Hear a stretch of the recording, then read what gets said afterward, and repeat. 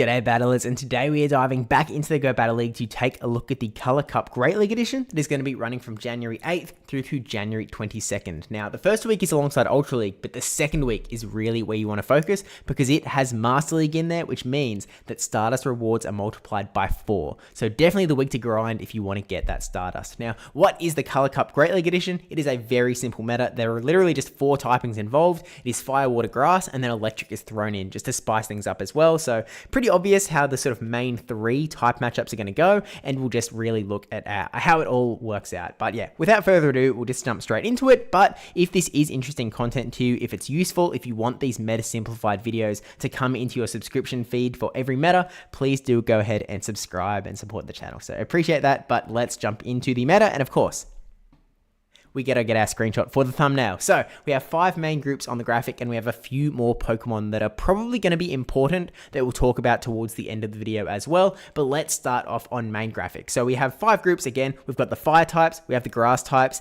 we've actually split the water types into 2. We have the mud boys down the bottom, and over on the other side of the graphic we have the Quillfish and Toxapex water poison sort of group. And then of course we have the electric types as well. And so we'll just start off with the fire type. So we have a lot of Incinerate users in here. So Typhlosion, Talonflame, Skeleturge, and Turtonator has crawled in the back, and Alolan Marowak is actually going to be your big, bad, best fire type in this format, because not only do you have that fire type damage that can obviously, like the rest of them, beat the grass types down, but you also have access to Bone Club, which is relatively spammy, but also gives you a lot of counterplay back against both the water poisons and against the electric types as well. So it is definitely the premium Pokemon, plus, you know, that ghost damage is pretty much unresisted by almost every Pokemon in this meta, so a very, very powerful Pokemon, and one you are going to want to build up. You are still going to lose generally in the head-to-heads against some of those water types, especially the water grounds. They are really going to beat you down, especially when you just don't really have any sort of grass damage to throw their way.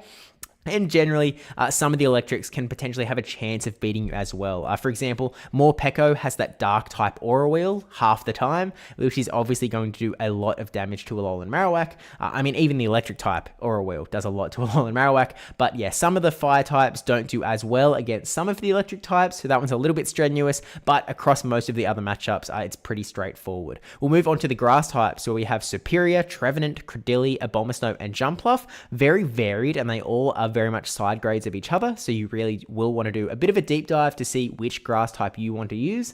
But generally, again, relatively simple. They lose to the fire types, they lose to the water poisons generally, and are going to really hard destroy the mud boys in that Gastrodon, Quagsire, and Whiscash, like really bad.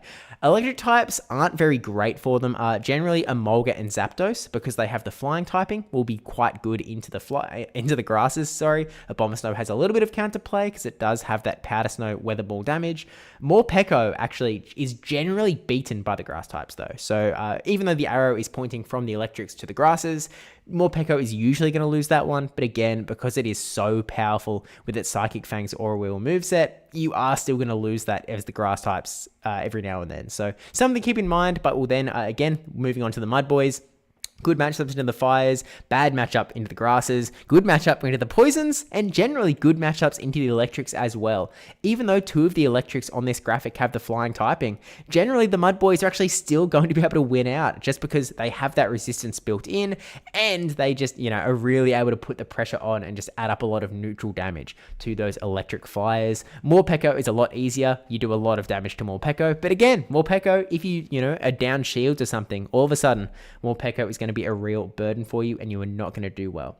We then have the electric types, who we've pretty much talked about here. They're going to be beating the waters that don't have mud attached, but losing to the mud ones, and they're generally going to beat the fires, except Alolan Marowak, and then they're generally going to beat the grass types. Morpeko doesn't have it that good though, and we've already talked about it with the poisons. They generally beat the fires because they have that water typing. They generally beat the grasses. They're generally going to lose to the mud boys, and we're going to lose to the electrics as well. So that's the main graphic, but what about these guys over here? So first off, at the very bottom corner, we have Feraligatr, and it's like, why is Feraligatr not in the main graphic?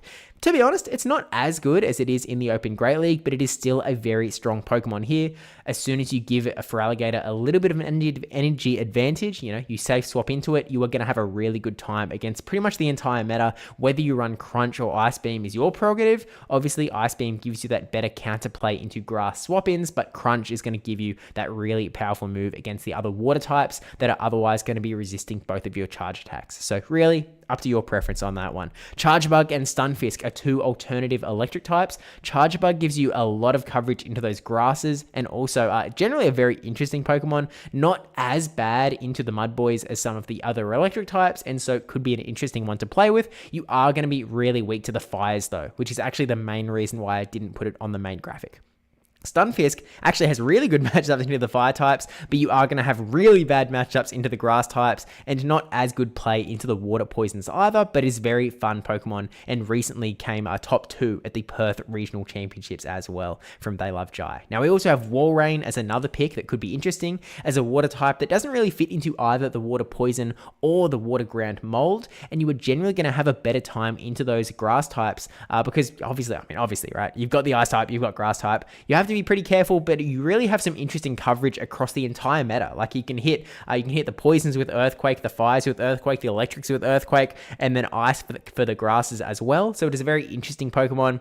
I'm sure that there are going to be some people out there making it work, and we're just going to have to wait and see. But that is my brief meta simplified on the Color Cup Great League Edition. If you do like this video, again, please subscribe for future videos just like this to hit straight to your YouTube feed. And yeah, thank you to my patrons and YouTube members as well. But with that said, I will see you in the next one. So don't forget to like, comment, and subscribe, and I will see you there.